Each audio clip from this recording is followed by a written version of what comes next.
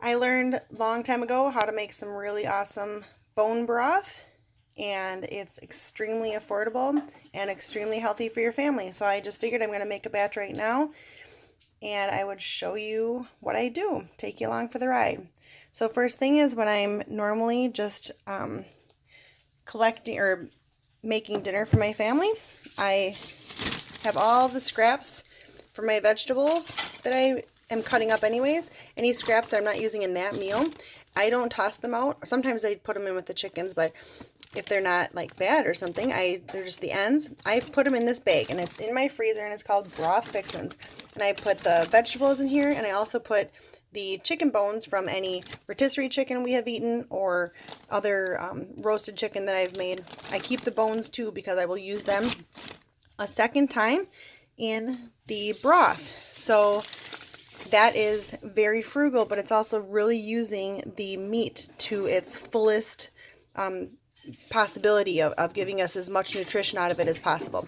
But I'm also going to add some more celery because I do have the celery and it just wasn't, whatever. I'm going to use the celery, but this end of the celery I'm not going to use because the very butt end of the celery oftentimes has some dirt in it, as you can see here. So this part I don't put in, this I toss out to the chickens, which ends up getting composted.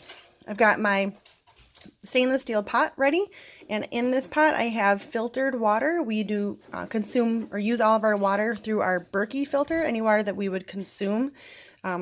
Especially if we're doing a bone broth like this, you want to have the most filtered water you can. And there's not too many bones in this bag, so I want more bone. I want more marrow. So I pulled out from our freezer this beautiful soup bone.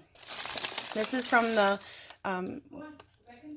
cow that we purchase when we buy our beef and our pork. We get them from farmer friends, and we buy full animals and get it butchered, and I always ask for the soup bones, as much of the animal as possible back, because we will use it. Another thing that I could put in if there's enough room in my stock pot is this one. This has been sitting around in my freezer for a while, and I really should be using it, and this would be a perfect opportunity. This is beef tail, and there's a lot of marrow in these joints as well. So I will have a combination of chicken bones and beef bones and all of these wonderful vegetables. So I'm just going to go ahead and start with the collection. See this? And see that there's onion skins and there's garlic skins as well in here. And it's apparently, I've gleaned wisdom from people who are wiser than I, that the skins have nutritional value in them as well. So instead of tossing them out, I use them, and I just put them in the broth, because obviously you wouldn't want to be chewing on it, and they just get strained out at the end of the simmering for making the broth. So here's this beautiful soup. I actually thought there was going to be more bones in this. This is absolutely beautiful, and we'll definitely eat this meat when we are finished with it, but this is a big old bone right there we'll get some marrow out of. So obviously you can see the water is not covering the vegetables, and I'm going to go ahead and add more water until it is completely covered. You want everything in your stock pot to be covered with the filtered water, and then I'm going to get this hot. I get it hot, not boiling, but I get everything hot, and then once the liquid is hot, then I turn it down.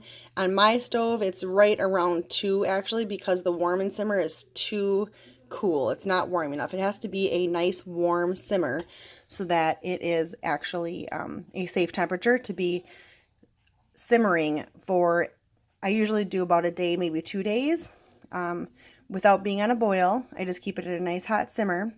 And then it comes out absolutely beautiful. I strain it all, pull out anything, any meat or things that I want to try to use again. Oftentimes I will take the very mushed up vegetable, it's like mash, that's done at the end of it, and I will give that to the dog, or I'll give much of that to the chickens as I can. And the only thing really that ends up getting thrown away at the end of all this is the chicken bones.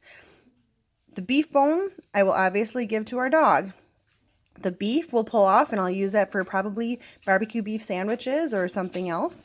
But otherwise, the rest of this will be sifted through and it'll continue to be used again. So this is a great way to benefit multiple times from the food that you've already eaten.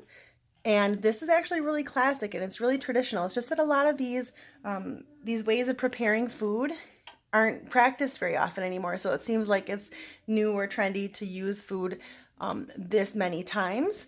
But everything in here except for that beef, that soup bone, is on its second round of being used. So if you're looking to save money, looking to be frugal with your resources, and also looking to give your family the best health cooking in your home as possible, this is a really great way to start.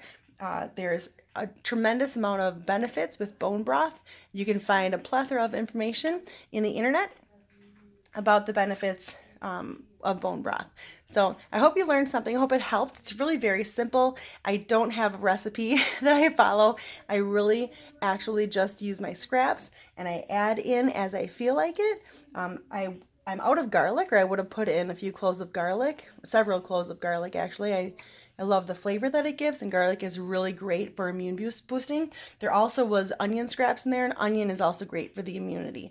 So if you have any questions, let me know, but that's how I start my bone broth. And I guess in a day or so, when I'm ready to finish it, maybe I'll let you know and show you another video of how I finish it. Have a great day. Bye-bye.